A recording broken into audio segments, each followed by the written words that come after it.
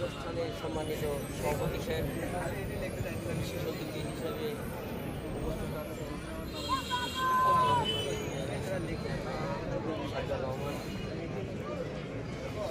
সতীবৃন্দু এবং উভয় পক্ষের খেলোয়াড়বৃন্দু সকলের প্রতি রইল সালাম আসসালামু আলাইকুম।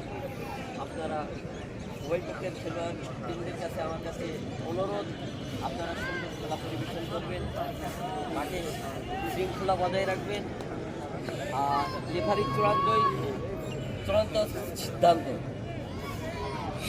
এইগুলো মেনে আপনারা খেলা পরিবেশন করবেন। সকলে সুস্বাস্থ্য কামনা করি আমি আমার কথা শেষ করছি। আসসালামু আলাইকুম। আসসালামু আলাইকুম। আমি অন্য কিছু বলবো না। এই মাঠ একটা ঐতিহ্য মাঠ। এই মাঠ একটা অত্যন্ত ব্রিটিশ আমলের কিন্তু এটা ফুটবল মাঠ। সেই আমল থেকে বিলমারিতে অনেক বড় বড় নামি দামি প্লেয়ার ছিল। এইখানে ভারতের ইস্ট বেঙ্গল, মোহনবাগান এই মাঠে খেলে গেছে। এই মাঠের ঐতিহ্য আছে।